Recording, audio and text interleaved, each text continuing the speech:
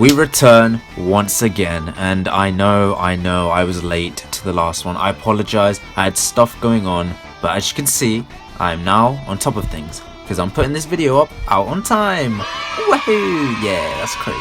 Now, let's get into the chapter. So to start with, we got my boy Krill Dog out here as the only guy with nothing better to do with his day, other than Mr. Snickolo, of course. So he's now been recruited to take part in this arc and join the Galactic Patrol. He also mentions calling on the main man himself, Mr. Yamcha-sama, but unfortunately the situation isn't dire enough to need to resort to the heavy artillery, so once again we're just gonna leave Yamcha to train those bulging biceps for a real threat, like when North Korea finally decide to invade. All of this is because they choose not to use Tien again. I swear, Japan actually hate Tien, which sucks because he used to be my favourite human character, which is now Master Roshi, by the way. Oh, and also, remember when I said this signals to me that he's gonna have some kind of important part to play in the story later on? Well, like the genius I am, I was right, and in this chapter we learned a lot more about him. His name is 7-3, and he's an artificial being, giving him unlimited stamina like androids 17 and 18. So I really hope to see him fight one of the androids, specifically 17, because he's just so damn wavy. What makes 7-3 not your standard android is the fact that he can learn all forms of special abilities a being is capable of by just grabbing a member of that race by their neck, which is actually quite sick, and it reminds me of Skurd the Slime Beer from Ben 10. But this is more of a bulked up version of that, because unlike Skurd, 7-3 doesn't need to be constantly touching the host to use his powers.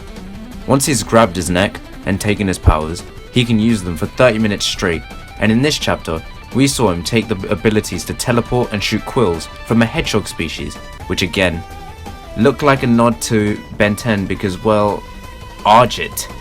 But with this new skill set, he managed to rush to Earth in a matter of seconds and already got the best of Piccolo, which is a bit disappointing, but it's also quite cool because you know how Piccolo's always training with clones of himself?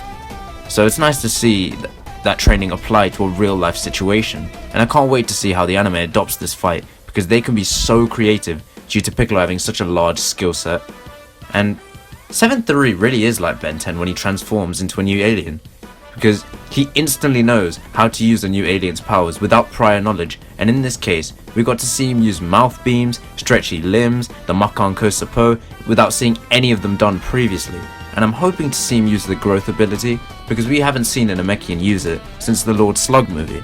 Now since this guy's stamina is unlimited, it is a bit peak for Piccolo, and in their final clash of the special beam cannons, Piccolo is actually about to lose when, just in the nick of time, Gohan arrives for the save. And so we're gonna get an Ultimate Gohan versus Piccolo ripoff battle. And right now, Gohan is stronger than ever in the manga, seeing as how he was able to beat Kefla, that's right, Kefla, on his own.